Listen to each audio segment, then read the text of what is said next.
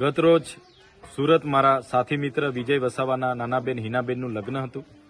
દરેક પ્રસંગોમાં હાજરી આપીએ છીએ એ રીતના સામાજિક રીતે ત્યાં ગયા, સમાજની વાડીમાં જમ્યા અને જ્યારે લગ્નમાં સૌ નાચી રહ્યા હતા ત્યારે અમે બેઠા હતા. ખુદ દુલ્હન હિનાબેને મને આગ્રહ કર્યો કે ભાઈ અમારી સાથે 5 મિનિટ તમે નાચવા ચાલો. અમે જેવા નાચવા ગયા એટલે ત્યાં અનેક સાથી યુવાનો પોતાના ફોટા પડાવવા માટે અને વિડીયો બનાવવા માટે પણ મારી સાથે નાચવા માટે જોડાતા ગયા હતા.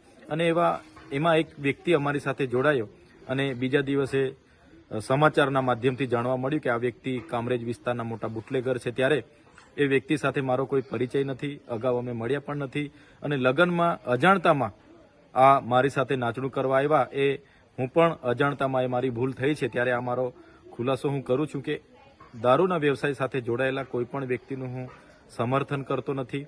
2 દિવસ અગાઉ વિધાનસભાના સન્માન્ય ગૃહમાં પણ દારૂના પ્રશ્નોને લઈને મારો 28 ફેબ્રુઆરીના રોજ પ્રશ્ન હતો 17મા નંબર પર. માન્ય ગૃહમંત્રી હાજર નહોતા પણ મુકેશભાઈ પટેલ એનો જવાબ આપવા માટેનો પ્રયાસ કર્યો હતો. અમે પોઈન્ટ ઓફ ઓર્ડર મારા સાથી ધારાસભ્યએ પણ કર્યો હતો. તો કહેવાનો મતલબ અમે દારૂ સામે અગાઉ પણ લડ્યા છે અને આવનારા દિવસોમાં પણ લડતા રહીશું. આ વ્યક્તિને મેં હમણાં જાણવાનો પ્રયાસ કર્યો તો પોતે ભાજપના સક્રિય સભ્ય છે. ગણપતભાઈ વસાવા, કુંવરજી હળપતિ અને સુરતના મોટા નેતાઓ સાથે પણ એમના સારા સંબંધો છે અને એમના એકાઉન્ટમાં એના ફોટા પણ છે.